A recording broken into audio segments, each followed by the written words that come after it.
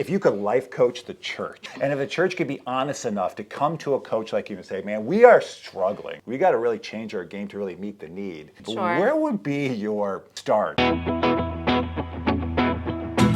Hey everybody, welcome back to The Pour, the place where we serve faith and culture together. And today, a life coach is going to change my life right here on the set. Let's get to it. You didn't think I was going to put that much pressure on you. No, I was going to say that's a lot of pressure right now. This is Ashley Schultes, who is a life coach who has an incredible story. Before we get to that though, it is a tradition for us to present a drink. We had some extra sparkling ices. You come into people's lives and you sparkle it up. There's no sugar, but probably tons of chemicals. Cheers.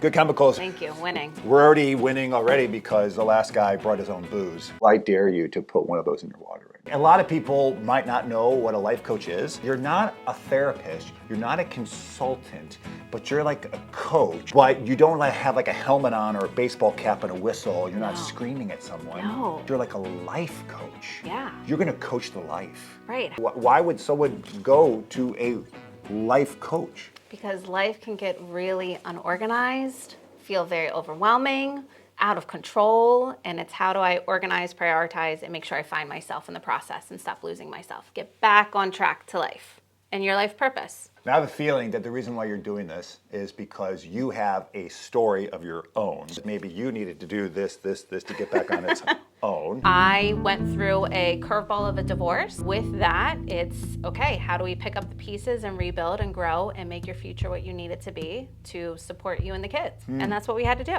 It was open the business, all about action, and literally take action. So does that mean that a lot of people, when they're in a rut and they're stuck, is because they're just an inability because of a life event or something they're going through, they get stuck in their tracks and they just can't take action, and therefore that creates the rut? I mean, sometimes it can, or sometimes there's so much going on in life and it feels very overwhelming. Where do I start, right? I have all these great ideas. I have all this stuff I want to do. Sounds a little bit like this show. That we had big dreams. It's going to be a late night talk show on a main network, and you just got to take action. You said before the show, small actions are Digestible bites. Here we are with no budget, drinking sparkling ice, and we're growing. We had a studio audience member last episode. It's phenomenal. You went through this curveball, and was it overwhelming? It was a total shock. It was survival mode. What was a great experience of that is that woman that I let lead the path during that time. She was the survivor. She is the doer. She is what's next. Let's get this done. How do we get through this? When I'm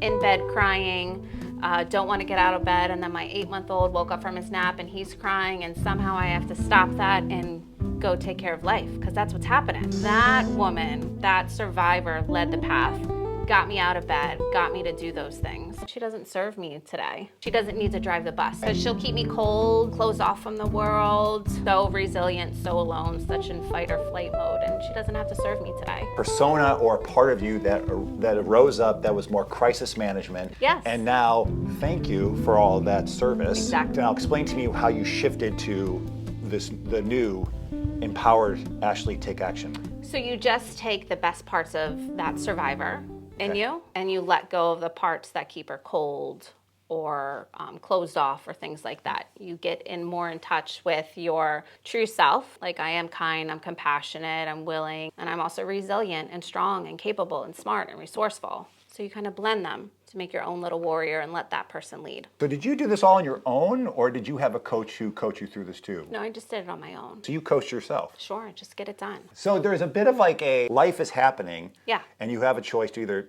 sit and wallow or just get it done. You chose the latter. Did other people start to recognize this ability to reinvent and thrive? People have always said, I don't know how you've gone through what you've gone through and composed yourself. So it's also lead by example. You can't coach someone if you don't know how to manage or pivot or do life either, or try to, Sure. right? We're all trying our best. But I've always had a natural calling or purpose to want to help other people. Assume that you have a decent amount of your clients who are also dealing with, wow, it seems like my life just kind of fell apart. I see that with a lot of my female clients. It tends to be they're in a transition period of life, whether it's the kids are kind of not as dependent on them and they're like, I've been momming so much and so long. Who am I and what's my purpose? And I have time now to do it. What am I going to do with it? A lot of my male clients try to put on the persona that I got this, I'm good, but they're carrying the weight of the world on their shoulders and have absolutely zero outlet and are afraid to actually show that outlet. And then that too,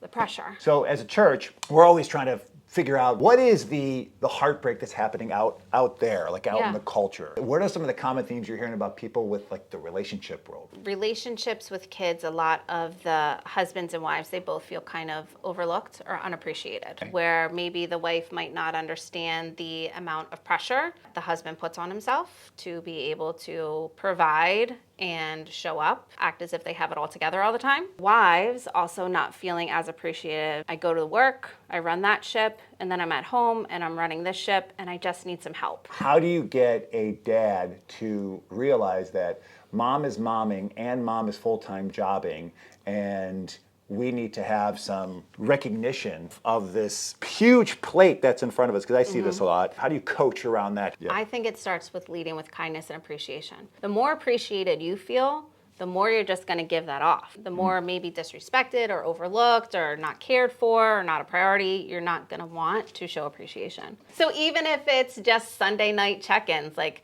what's important on your week this week? Do you need any help or support with that? Do you have a big meeting that's coming up that's rocking your world and you're super stressed about? Should I just let you have your time right now? Talk about those things that's the other person's dealing with. Can you ever just say, though, like, I'm doing 80% of the work around here? How do you approach that without a rough conversation? Sure. Because the other person probably feels like they're doing 80% of the work. So why is your 80 more important than their 80? It's not. Ooh. They're equally dependent on each other. We just want some acknowledgement and praise. Both parties do. Church is going through tremendous change. You yourself have experience with church. If you could life coach the church, and if the church could be honest enough to come to a coach like you and say, man, we are struggling. We got to really change our game to really meet the need. Sure. Where would be your start? So I feel like society has changed where we're a lot more accepting. Two judgments don't make a right. But I feel, and this is a judgment, Yeah.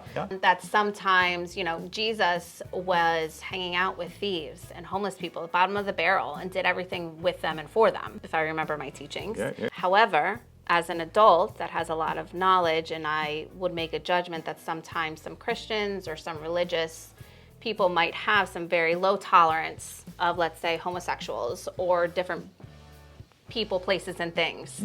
So it doesn't attract a person like me to the church.